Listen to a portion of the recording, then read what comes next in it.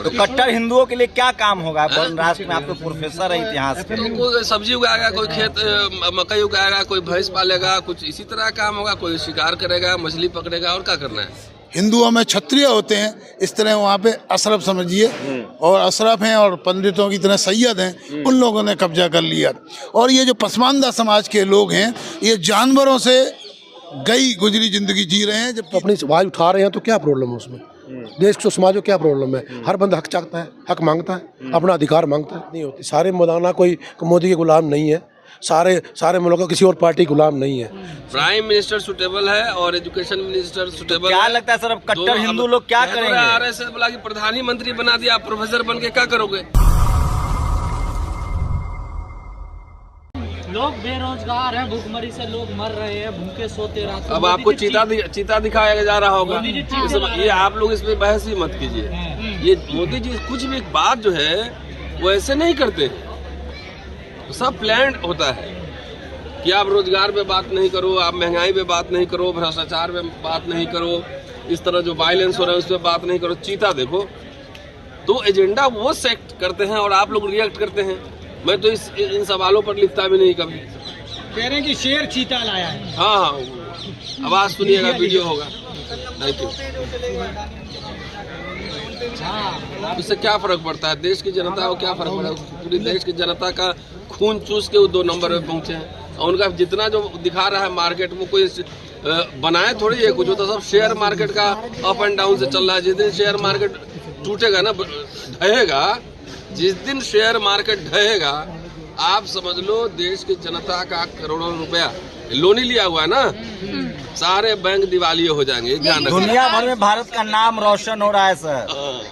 अडानी दूसरा नंबर के आदमी हो गए, आप कह रहे हैं? नहीं, शंभू का भी नाम बहुत रोशन हो रहा है दुनिया भर। लेकिन सर आप एक तरफ मोदी जी की बात कर रहे हैं तो दूसरी तरफ राहुल गांधी जी भी तो भारत जोड़ो यात्रा कर रहे हैं, भारत को जोड़ रहे हैं।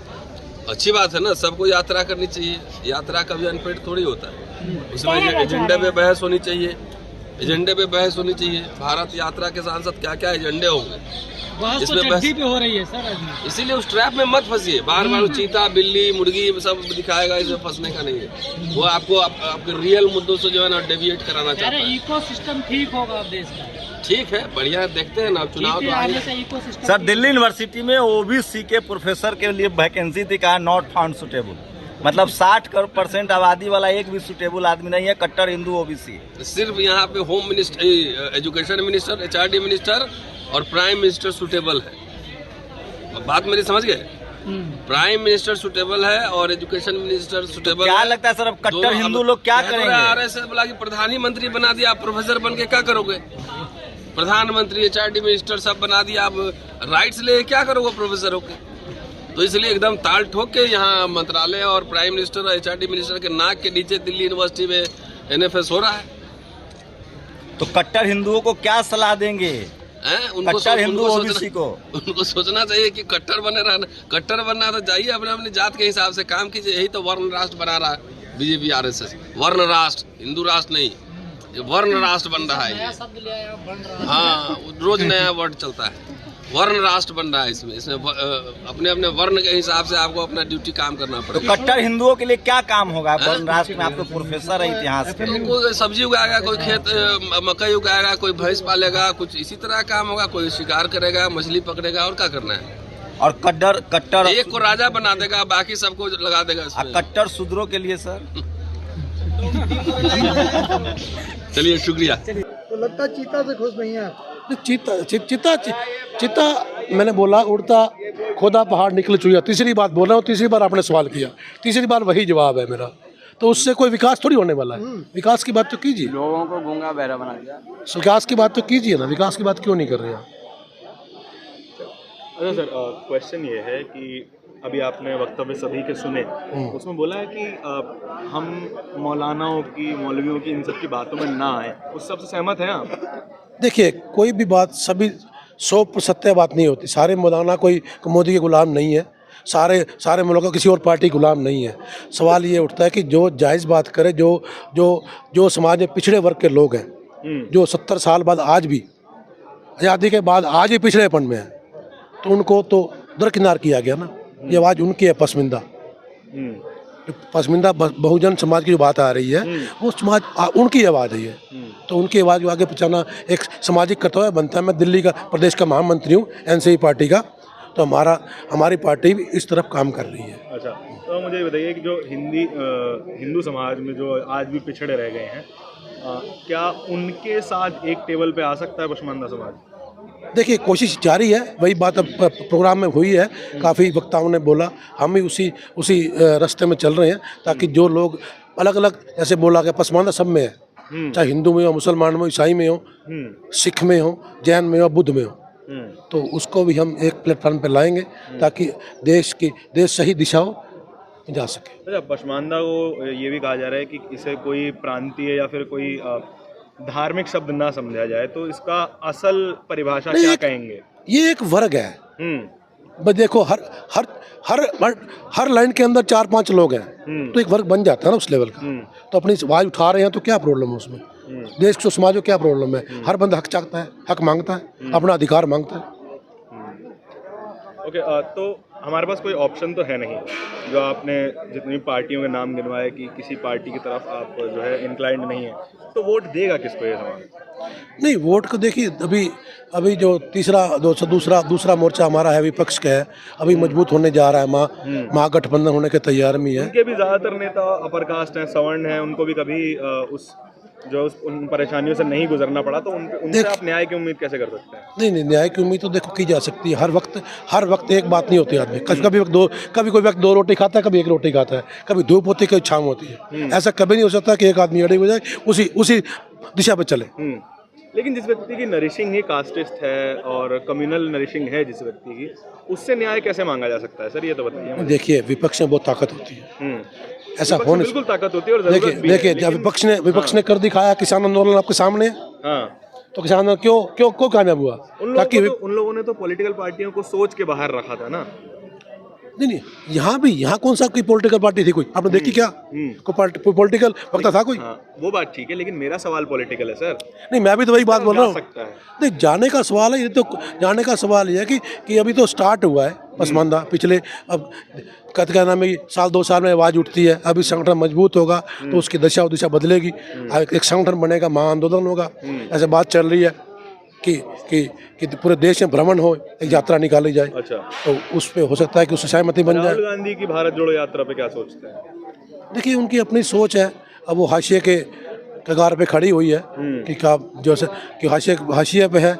उसके साथ अभी क्या नाम है कि आज जो उन्होंने बोला भारत जोड़ो की बात की है, उनकी अपनी सोच है कि देश हमारी तरफ आएगा, कि हमारे को आगे बढ़ाएगा। देखते हैं क्या होता है। अब वोटर के ऊपर डिपेंड करता है कैसा उनका रुतबा है। बाकी जो देश में आज सत्ताधीन पार्टीज है, सत्तारूढ़ दल है, उससे तो लोग खपा है। अच्छा, आखिरी सवाल मेरा मीडिया की ओर है। मीडिया जिस तरीके से मुसलमानों का पिक्चराइजेशन करती है कि ये तो सिर्फ उपद्रव करते हैं, और जो है हमारे प्रधानमंत्री भी कहते हैं कि जो उपद्रव कर रहे हैं उनके कपड़ों से पहचाना जा सकता है, उनकी तरफ क्या विचार है? देखिए हिजाब और कपड़ों की बात नहीं कर रहा मैं, उससे कोई पहचाना नहीं जाता है। कोई बुर्का पहन के ये थोड़ी है कि वो हिंदू लड़की है, मुस्लिम लड़की है, ऐसा क्या हो सकता है? ये तो ऐसी कोई बात नहीं ना, ऐसा नहीं कर सकते हम। सर, आज जो भी बातें हुई उनमें ये भी कहा गया कि हमें मौलानाओं की बातों पर उतना भरोसा नहीं करना है, और जो है अगर इस्लाम मानना भी है तो अल्लाह का इस्लाम मानिए, मुल्ला का इस्लाम ना मानिए। तो उस पर आप क्या विचार रखते हैं? देखिए, मैं तो इस पे सैकड़ों मेरे इंटरव्यू हैं। मैं तो वक्फ बोर्ड की वक्फ बोर्ड में जितनी घोटाले थे उसके लिए मैंने इंटरव्यू किए, और उसमें मैंने बताया कि जो 90% वक्फ बोर्ड की संपत्ति तथा पॉलिटिकल पावर हैं वो केवल अशरफ लोगों ने हथियाई हुई है, और वो अशरफ लोग 90% जो अर्जफ अजलफ हैं उन लोगों को बल गला के उनका शोषण कर रहे हैं खुदा के नाम पर, मुसलमान के नाम पर। जबकि और ये जो बात है, आज जो बात आ रही है पसमानदा समाज की, ये बात मैं पिछले 3 सालों से ये रख रहा था, और काफ़ी मैंने, आपको पता है, चाहे वसीम रिजवी हो, चाहे नकवी हो, चाहे शहनवाज हुसैन हो, चाहे आरिफ, जितने भी बीजेपी के में मुस्लिम नेता हैं, ये सब अशरफ लोग जो कि जैसे हिंदुओं में क्षत्रिय होते हैं, इस तरह वहाँ पे अशरफ समझिए, और अशरफ हैं और पंडितों की तरह सैयद हैं, उन लोगों ने कब्जा कर लिया। और ये जो पसमानदा समाज के लोग हैं, ये जानवरों से गई गुजरी ज़िंदगी जी रहे हैं, जबकि इतनी संपत्ति मुस्लिम समाज के पास है। मैंने खुद इसको बताया था कि 25 लाख करोड़ से ज़्यादा की संपत्ति वक्फ बोर्ड के पास है। उसके अलावा 300 से ज़्यादा सीटें हैं जहाँ पे मुस्लिम सांसद या विधायक हैं, लेकिन उनमें से 270 केवल अशरफ के पास हैं, जो कि वास्तव में 2 या 3% है। क्योंकि इनमें क्या है लेकिन जब उत्पीड़न की बात आती है तो उसमें तो अशरफ या फिर पशमानदा ये सब नहीं देखा जाता है, वो तो मुसलमान देखा जाता है ना। तो अभी ये नेता आवाज़ उठाते क्यों नहीं है? अभी तक क्या है कि मुस्लिमों में इंटेलेक्चुअल नीचे लेवल में बहुत ज़्यादा दबाए गए, उनकी बात सामने ही नहीं आ पाई। और उन मुस्लिमों के सहारे कुछ मुस्लिम नेता लगातार दोहन करते रहे और फ़ायदा उठाते रहे उनके लिए। वो आज भी चल रहा है। आज पहली बार ये वाली बात मैंने पिछले 2 साल से मैंने ये वाली बात उठाई थी कि इसके अंदर भी अलग अलग जातियां हैं, जाति वर्ण हैं, 100 से ज़्यादा बरेलवी, देहलवी, है ना, इसी तरह चौधरी, अलग अलग जातियां।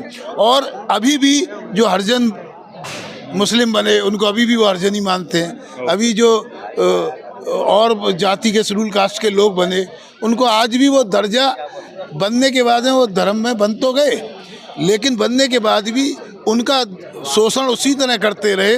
तो आज ये अनवर अली जी ने एक जो बात उठाई है पसमानदा समाज की, और मोदी जी ने भी ये पसमानदा समाज की बात कुछ समय पहले उठाई है, क्योंकि जुलाहे हैं, बुनकर हैं, ये सब जो नीचे दस्तकार लोग हैं, ये पसमानदा समाज के हैं। तो आज एक बड़ी शुरुआत हुई है और ये देश के लिए बहुत श्रेयस्कर है, जिसकी वजह से क्या है, मुस्लिमों को एक वोट बैंक मान के जो कुछ लोग जो जाति के आधार पे अशरफ लोग जिन्होंने इस पे कब्जा कर लिया था मुस्लिमों के वोटों पे, और उनका शोषण कर रहे थे, अब शोषण के खिलाफ आवाज़ उठी गई है तो देश का विकास होगा, सभी लोग मुख्य धारा में आएंगे।